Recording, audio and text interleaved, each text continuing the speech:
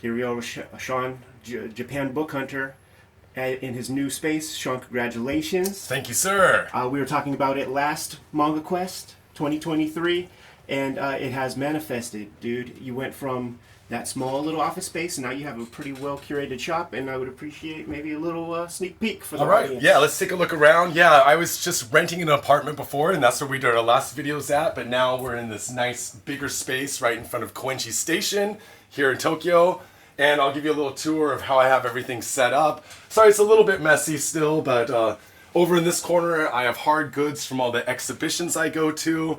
It's where I keep, vintage posters, prints, original Genga, and just like little things I pick up, exhibition catalogs from amazing exhibitions that we go to. Let me ask you, are those all accounted for? Dude, I have, between regular customers and friends, I have a long list of people waiting for some of these, but who knows, I might have a couple extra, so we'll see, guys. But the exhibition is closed, so they are no longer available. But yeah, that's where I keep all the hard stuff. And this is where I do not cook, because we do not cook in a bookstore.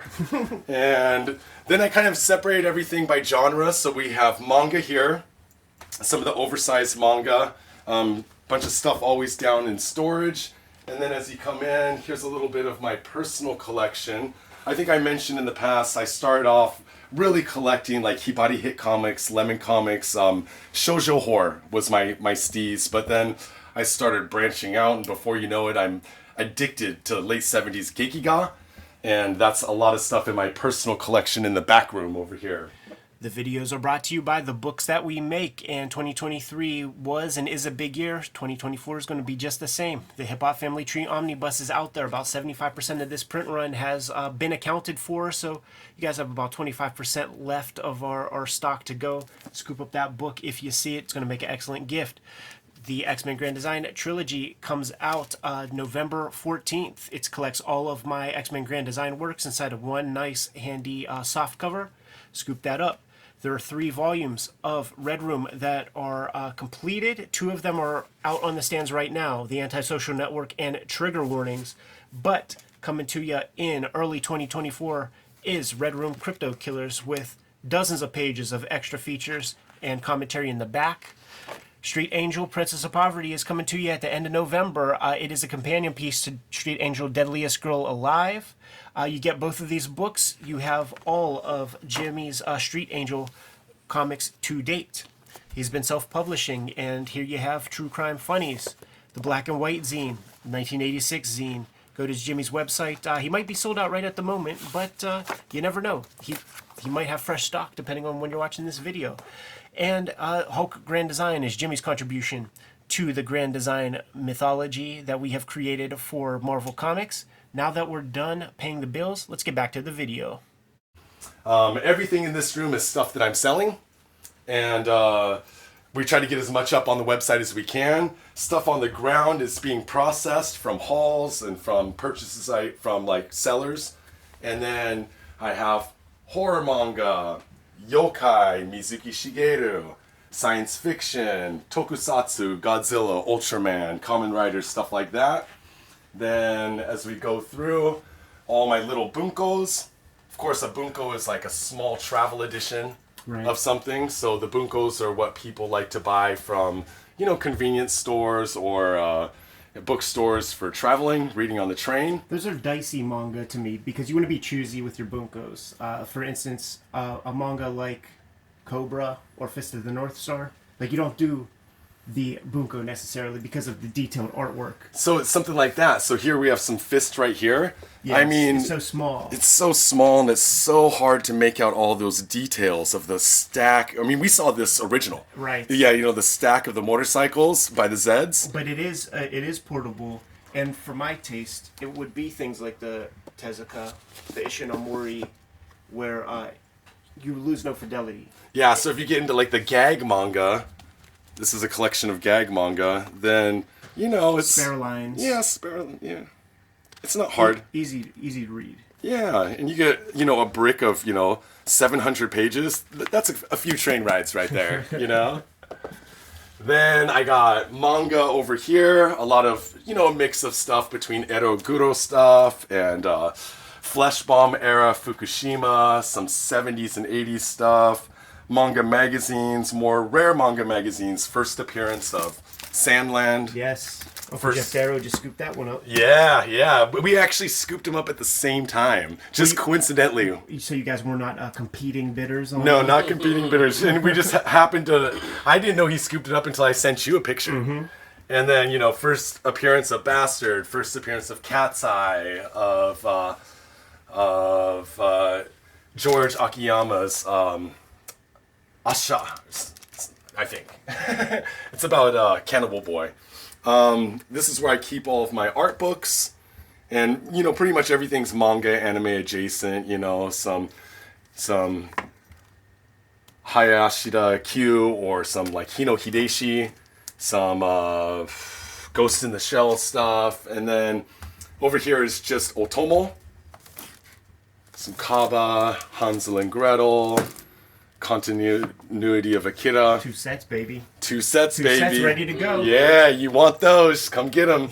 I saw that the big chain Mandarake here in Tokyo has a set up on the 4th floor, and they wanted $200 for the set. Mm-hmm. So that's about what they're going for these days, even with the low yen, you know. Absolutely, and I will say with certainty that in the States on eBay, Volume 2 goes for $200 all by itself. Ooh, yeah, well, come to me, my friends. Yeah. And up here is all Go Nagai stuff.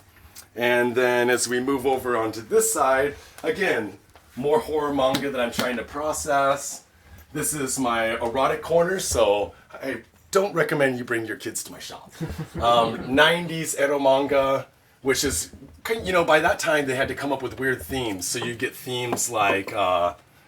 rip-off Ultraman. I'm just looking at that package. I see a little hand on the jammy. Yeah.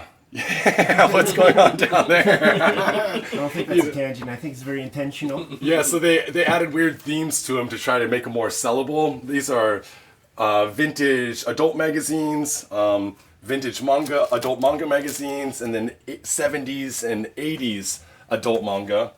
And then here's like where I keep all my manga magazines like Garo. You sell those by the year though, not single issues, the Garo mags. If I make a set of a year, I sell it as a year. So like I have right now I have 71, 67, 2 sets, a set of 66, and then up here are all the singles that I slang, and I'll slang these as singles off of the website. Do you have a ballpark figure for those sets? Those sets usually go for 110 to 120 for a set. Plus shipping. But the shipping's 50 because it's a huge... Of course. So shipping, I use DHL Express. Up to 2 kilos is $30. Up to 5 kilos is $50. So these are about a 3 kilo set. So I try to price them a bit lower to make up for the shipping for people. Yeah. So 110 to 120 depending on the condition, and then 50 for shipping. These are key years too. Do you remember what year Garo starts? So Garo starts in late 64, and then for about 74 issues, it's dominated by Shirato Sanpei's Kamuiden. Right, and great covers. Yeah, with all the great Kamuiden covers. Yeah, so let's just pull out a couple. Yeah, that's so The peasantry, the begging peasantry, and because he was one of the founders of Garo, of course. Then when you get into the early 70s, you get more, you know, eventually Mizuki comes in, and then you get... Tatsumi in there? Yeah, Tatsumi. So 71, we have Tatsumi Yoshihiro in here, Mizuki in here, Nagashima in here, and then Hayashi Seiichi was starting to do covers and doing some special issues. So this is a special issue of just Hayashi Seiichi. That's dope. Is that Lady Snowblood, dude? Mm-hmm. I'm not sure.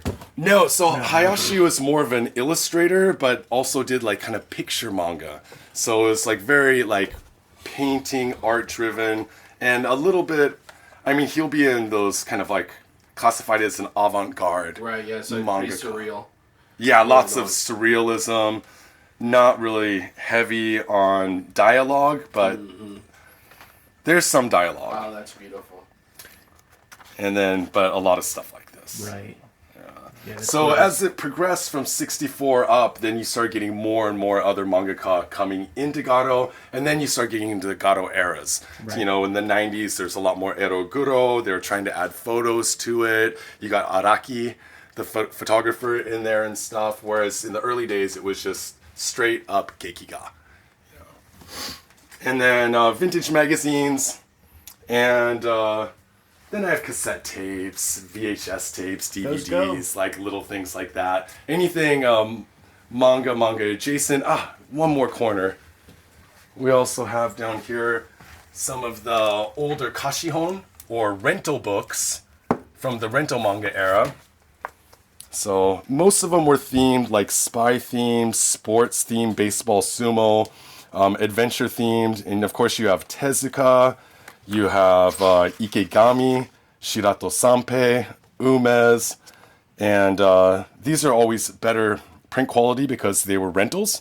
So you have better ink. Right, because they knew that hundreds, if not thousands, of people were going to be reading this singular book. Exactly. So getting these nowadays in good condition is, the insides are usually pretty good condition, but the covers are usually just thrashed because they've been handled by lots of people. And we're going to probably look at some more of those later on. Some of the key, because there's a lot of key artists that came out of that era, right? Yes, sir. And then by 65, the rental comics boom had ended. And then that's when you started seeing the emergence of like Hibari, which did rentals, then turned into Hibari Hit Comics, doing horror. So Hibari's a company. Yes, Hibari's the company. And I believe it was named after the pop singer of the day, who was a young girl that was a staple of Japanese pop. Right. And her name was Hibari. So, Sean, what would you say from the last location to this one, where you're able to expand upon? Like, what, like for your collection or things to sell, like were you able to expand a certain area, like the horror stuff or the magazines? Exactly. Well, the biggest thing was I was trying not to stock too many magazines, but I love manga magazines because you get things in larger format, and you get that nice smell, that nice print, that like those single blue color print or the two-tone print, like the two-color print. So like, I personally like those, but it was hard for me to buy them because you saw my last place. Right, yeah. It was like tight. It was tight in there. Totally. Do you keep the Hideshi Hino pieces like all together? Because I'm going to illustrate just how much he has. Yeah, so there we go. Oh, Hino. But the Hino's been selling quick off of the website, guys. Sure. I got a haul of about 600 horror manga from a neighborhood friend. And once I started posting the Hino, all the rare sci-fi stuff is gone. This one's kind of a rare one. This is called Fear Train, which it's actually not about a train. The Hino stuff. We got about 4 manga in like the early 90s or mid to late 90s. And those things, they went quick. Yeah, so of course now you have Starfruit Books publishing Hino and publishing other horror mangaka. So there's kind of a bit, and also a lot of stuff. Of course, Junji Ito's probably the biggest, manga seller in America. Right. So I think there's like a real boom for English language manga, horror manga right now. Right. But the hardcore horror heads, they want to come back and get the originals in Japanese. You know. Now we looked at a bunch of stuff that was for sale, but let's not bury the lead, man. You have rarefied tastes and you have a personal collection. Yeah. So this part of the office is where we do our packing. This is where the homie Brandon works. He does all of our video editing, website stuff, design, a lot of the stuff that's not book hauling related. Right. And helps us out a ton. I try. Yep. And this is my personal collection, which I've curated over, my collecting career. I don't have it perfectly organized, but it's somewhat organized here. This is a lot of random manga, some eroguro stuff, and stuff all mixed in here. Some Maruo. Yeah, some Maruo, some Hirata, Hiroshi. This is all Umez. I have a big Umez connection. I took some out for us to talk about later. And then my complete Keiichi Koike, who people might know from the Heaven's Door, Last Gasp We're going to do a proper video on that. They sent us copies of that not too long ago. Yeah, he's amazing. Was he not an assistant to Otomo on Akira? I think I've heard that he did some assistant work with him or Satoshi Kon, but I'm not. Satoshi Kon was Otomo guy also. An Otomo guy, so I wouldn't be surprised. These are probably some of my more prized Keiichi Koike Spinoza. It's a wordless series. The word Spinoza comes up. That's it. But you guys can go online, and somebody had scanned these and made a YouTube video. I see. So go on YouTube, Google Spinoza, and you'll find some amazing, amazing art. You said that's a word? What does it mean? Spinoza kind of means like eureka. I see. Kind of a thing. It's an it's exclamation. Just, yeah, that's it. So really trippy. Of course, he did all the drugs on the face of the planet. Right. And speaking of the face of the planet, we have Ryu, the strongest man on the face of the planet. Oh yeah, Kayfabers will know this one. And I have a whole collection of everything. Almost. I'm nearing completion. I'm missing one volume of Roppongi Soldier, but I have tons of magazines with one-shots in them. I'm a Kaze Shinobu super fan. Yeah, that's so cool, man, because he's a discovery that I made on my first trip out here, sort of independently. And the fact that, you're into him and stuff, it lets me know my tastes are on the right track. Your tastes are on the right track. It's some of the most amazing. I mean, who else is going to make a manga where the main character destroys Musashi Miyamoto, Jesus, and Bruce Lee at the same time? Yeah, man, kicks him right in the jibs. Yeah, it's just amazing. Down here is my art book collection, of course, my Otomo stuff, and then the Umez, the Great Art Exhibition catalog, which is from his most recent and probably final exhibition that he'll ever do. And then, some rare stuff, Ishinomori Shotaro, art books, Atsushi Kaneko, Mangataro, the famous gag comic artist. Once in a while, I'll find some French stuff in Japan I'll pick up. Some Juliet. And now, of course, I bought that for reference for... Kaze, of course. Of course. Some Ken Tsukikage. And some signed books I got signed by mangaka. God, there's just so much in here. But my real steez is I love late 70s sexy, action-packed thrillers. Stuff like Kawasaki Mieko. This is Yasha. She's a badass. She's a bad bitch, as they say, man. Got the square sticking out the mouth. Yeah. Pointing a gun at the jib. Yep. Starts off with blood and nudity and skeletons and everything else. And it's some other rare stuff. Kakizaki Kazumi, who did Kevin Costner's Waterworld. Battle Slave Lisa. He does like a lot of female-centric stuff, and he did like a wrestling series. And there's not a lot of good wrestling manga out there, but this female-centric characters are some of my favorite. And I see Blade of the Immortal up top. Yeah, Blade of the Immortal. Samura, of course, is always good to have around. Some more contemporary stuff. Junichiro Saito.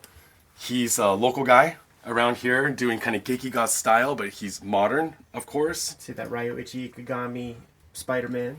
Oh, with the most amazing... So this one, they skip the origin story of the first 9 volume series by Sun Comics. The Sun White edition just opens with depression, sexual fantasies, and I'm not even going to ask what he's doing in that one, Yeah. They blacked it out for a reason. Yeah, and then, you start getting into Shinjuku, Kabukicho parties where, they're smoking a little bit of chronic and Spider-Man's tripping out, and then he gets all emo because he's being in the movie, I think. Yeah, because he's not being a good Spider-Man.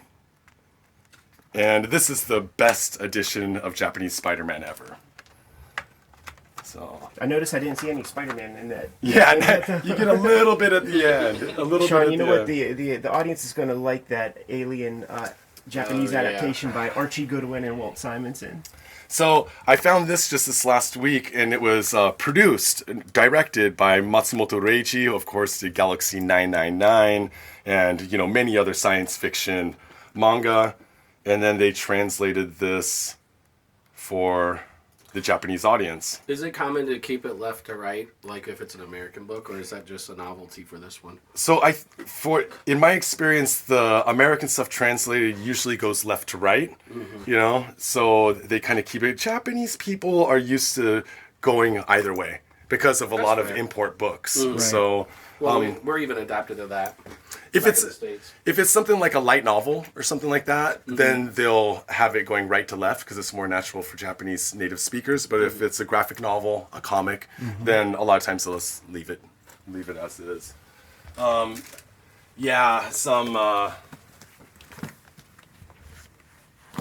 Fukushima Masami is in these shonen manga, and do I have this in here? Some Ryu, the strongest man on the face of the planet appearances, and you know, a little bit of everything mixed in here. Otomo stuff. I'm a huge, of course, Ikigami and Koike did Lone Wolf. Heat. Oh yeah, Heat is good.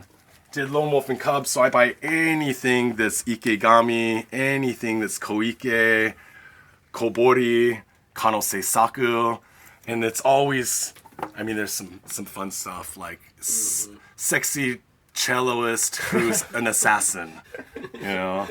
So this really is my steez. Or I was gonna show you some Shinohara.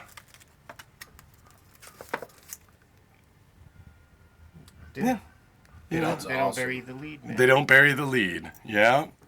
So that's really my personal collection, like, addiction is this kind of stuff. And then when I find other interesting things, like some early rental manga, rental book, Kojima, then I'll pick it up for myself.